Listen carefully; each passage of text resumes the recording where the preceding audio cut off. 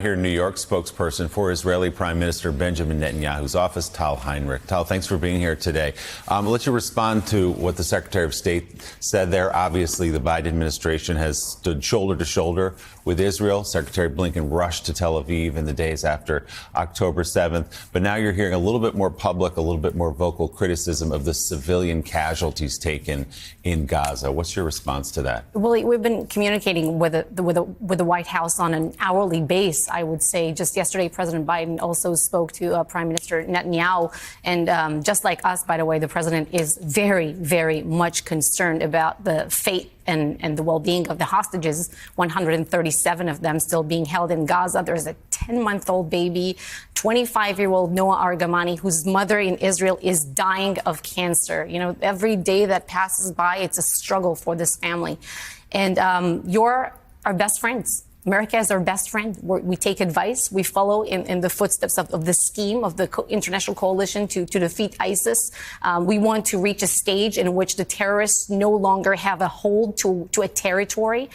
And we are doing everything humanly possible to ease the civilian suffering in Gaza to the extent possible, and also to safeguard the civilian population there. Now, as you know, we're acting in a very surgical, judicious way. We put out, when we move forward to the next stage, as we move southwards to continue to operate against their strongholds, we put out this evacuation zone map, which divides the Gaza Strip to numbered zones. It's very, very detailed. And when we go to fight a terrorist in a certain area, certain neighborhood, certain zone, we announce ahead of time where we're going and when we're going. And I'm sure that families of service members and friends are watching us now are wondering, well, what kind of military does that? Who announces ahead of time where exactly their troops are going to operate? Well, this is what we do because we're moral. And we should say, as we've said 1,000 times over the last 2 months, this is what Hamas does. It puts itself behind civilians. It puts itself in hospitals and schools and has no regard for its own people, effectively. But when these civilians were told to move from the north and they moved south, they thought they were doing the right thing. They go to refugee camps, and still so many of them are being killed. What do you say to a civilian who says, I am trapped here in Gaza, I have nowhere to go, I've done what the Israeli government said, get out of the north, get to the south, go to these camps, and still too many of them are dying? Well, this is a war situation. Nobody but Hamas wanted it. They dragged us into this war. There's no perfect solution here, right? So we told them to evacuate from the north when the heavy fighting was taking place there. We're still working there to secure these strongholds. There's still fighting taking place in the north. People have to remember in Jabalia and Shaja'iyah. And now in the south, we're telling the population exactly where we have these safer havens, these pockets where humanitarian aid is also reaching. And in fact, we expect the international agencies, the UN, to keep up, to bring in more sheltering equipment and more essential provisions. We put no limits on the essential provisions that are able to enter Gaza in terms of medical supplies, water, food. So the Prime Minister in recent days made clear that when the war does come to an end, whenever that might be, that he believed that the Israeli military needed to play a role in staying in Gaza to secure that region after the conflict. The White House has strongly said they disagree with that. Can you tell us more as to the Prime Minister's reasoning and what your response is to the White House basically saying, the best friends, as you just said, saying, don't do this? So there's no daylight between Jerusalem and Washington. It's very important to point this out. On this subject, in what pertains to the goals of this operation, to destroy Hamas, but also we don't want to see a resurgence of terrorism. We don't want Gaza to pose a terrorist threat after we eliminate Hamas. The White House doesn't want it. Israel doesn't want it, obviously. Now, we say that Israel will have to keep some overriding security responsibility over the Gaza Strip because, the hostages who came back, we want to be able to tell them that Hamas will never kidnap them again. How can we look at the eyes of 4-year-old Abigail Edan, who lost both her parents, and tell her that she's completely safe? Right now, we can't. And we don't want to see a resurgence of terrorism. This is why we said that we will have to keep this security presence for a certain period of time. And on the longer term, we want to see Gaza being de-radicalized, the Palestinian society, not only Gaza, because we can no longer live with this situation where our enemies and very large segments of the population believe that the state of Israel is some temporary entity. The story of the Jewish people in our ancestral homeland of some 3,000 years, it doesn't end on October 7th, 2023. It doesn't end today, tomorrow, not ever. And they have to understand that. How often has the Prime Minister met with families of the hostages? He has met with families of the hostages, and I think you also reported this. There was, I think just a few days ago, there was another meeting. What kind of pressure can the world, Israel, the United States, the world, put on the Red Cross to be allowed to actually find out who among the hostages needs help now, medical help now, and they've been refused entry, they've been refused access to the hostages? What kind of pressure, added pressure, can be put on them? So first, I would like to thank President Biden in that respect, because the White House is also putting pressure in that aspect. But I think that it has to come from the international community as a whole. It's not something, and also, media, social media, if people just demanded it, if there was outside pressure, it's not only from leadership. It's something, it's so basic. It is so basic that the hostages will be, or the Red Cross would be able to get access to the hostages to examine their condition.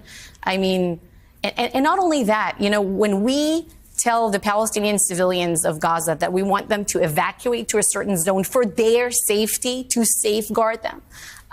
If some of these international agencies that have some presence on the ground, the Red Cross, UN agencies, would have told them as well to heed our advice, that would have helped a lot. We have our ways to reach them: leaflets, phone calls, media, social media. We're doing everything humanly possible, but we could have seen probably better results if some of these international agencies would have repeated what we tell the population. The first objective, as you've said, as the Prime Minister said, is get these hostages home. 137 of them left. I told you we had the parents who live on Long Island, Israeli Americans, of a 22-year-old named Omer, who's being held there. They haven't heard from him since October the 6th. Can you speak to the tactical difficulty of reaching these hostages? And what would you say to parents like those of Omer right now? So we're all hugging these families right now. Obviously, it's a holiday, Hanukkah. It makes it even more difficult. And these hostages have been held there for 2 months now. It's unfathomable. We have definitely some idea, some intelligence, but it's a very complicated situation. We're fighting there. We want to bring them back, and we know that Hamas only responds to pressure. If we didn't put military pressure, if we weren't hitting them as hard as we are right now, and we did before, we wouldn't have seen the release of hostages. So that's what we're doing right now. You had that truce for 7 days that you got some of the hostages released. That broke down. Is there hope? Day 8. Is there hope that there could be another truce, that we could get more of these hostages home to their families? Wait, one way or another, we're working in various avenues to bring about their release. The goals are, as we said, to eliminate the Hamas terrorist regime and bring all hostages home. Now, these two goals, they go hand in hand. They're not contradictory. Mika has a question for you. Mika? I'm just curious. I mean, it's been 2 months, Tal, and a lot of us have been asking this question repeatedly. How it's possible that so many hours passed before this attack was contained and so many people were lost and tortured during that time. Hours that victims were trapped, murdered, raped, kidnapped. Hamas stormed the gates. They stormed by land. They stormed in ATVs. They stormed by the air in paragliders in plain sight. I don't understand how it took hours and that there wasn't an immediate response in moments. This is A good question, and we are also asking it, and we're providing answers, and we will share What's these the answers. answer? No, we will share these answers when the time will come, because we are still investigating it, and we will continue to investigate. You know, we're a democratic country. We have conducted thorough inquiries in the past, and we will continue to do it. We are drawing some lessons as we go, because this can never, ever happen again, and there's no doubt here that October 7th was a major failure on our end. But there has to be some immediate answer. I mean, it's beyond a major failure. I mean, lives could have been saved. This country is not that big. I mean, physically, to get to these victims and to this attack could have been minutes, and it was hours. There's got to be an explanation for that.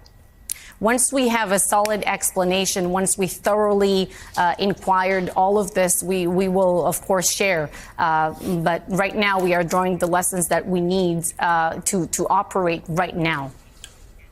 There are people who really want to understand what happened. Take a look at an interview that Richard Engel did just recently. Take a look. Hamas went house to house here for 8 agonizing hours before any rescue came. Residents locked themselves in their safe rooms. So Hamas set houses on fire to smoke them out.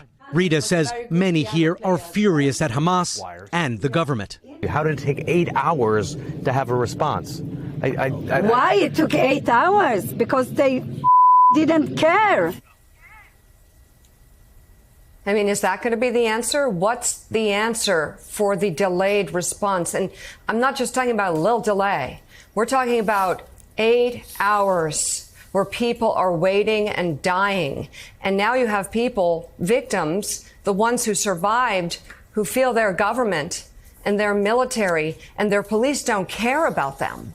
How do you there's got to be an explanation for these people. The government cares, the police cares, the IDF troops, they care, we all care. We are united right now in this goal to eliminate the Hamas terrorist regime and make sure that the October 7th massacre, anything on this scale, this scope, this brutality will never, ever happen again. This is why we are operating right now in Gaza. This is why we need to send an unequivocal message to not only to Hamas, but to all bad players in our region right now. So this will never happen again. And, you know, we have a saying in Hebrew, our sages said that whoever becomes cruel to the merciful to the cruel, rather, will eventually become cruel to the merciful. This is why we have to hit Hamas hard right now. But you can understand the shock of the Israeli people and the world, in fact, that a military and intelligence service this sophisticated, renowned around the world, could allow this to happen. Of course. And again, I said it before, it's a failure, and we will investigate it. We have done we've held inquiries in the past, and we will continue to find out exactly what happened, what transpired, why was the response, as Mika described. It's our moral duty to provide answers to these families. It's our moral duty to make sure that these families that all of us will never go through anything on the scale that happened on October 7th. And just to press that point a little further, it's just been revealed in just the last few days that there were specific warnings. Analysts said this exact sort of attack was coming and that the government and the military was warned of that months in advance. Is that part of the inquiry? And did those warnings reach the Prime Minister? We saw the report, but again, I can't reveal too much about it. All I can say is that we are investigating, and we will provide all the answers. I mean, maybe if you invite me here in a few months, I'll have more answers for you. But we will conduct these inquiries. Right now, we're just so focused on the military effort and the national effort, honestly. Well, I'm just trying, though. I mean, I can't even imagine a family member of a hostage right now, or someone who's lost someone, living with the reality that this attack was being carried out. Those gates, as we've shown them, I mean, as Willie pointed out, Americans have learned from Israel how to become secure. Those gates have cameras, right? Those gates have members of the military there. There was communication. There were cameras. There was an understanding this attack was underway. and nobody came. Is that why?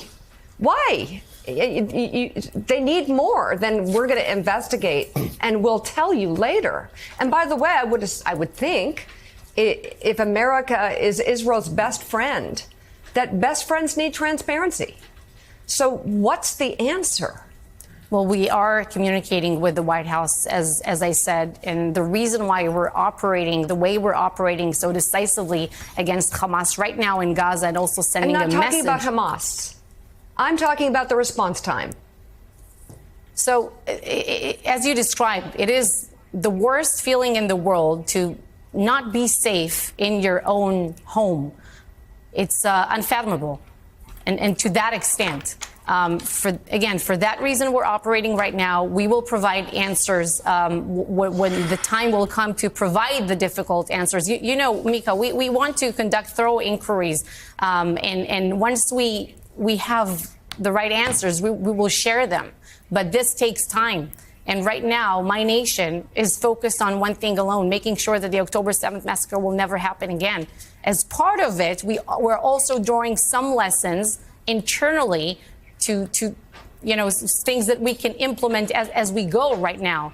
But in terms of the bigger picture, the answers that you're waiting to hear, that will have to wait.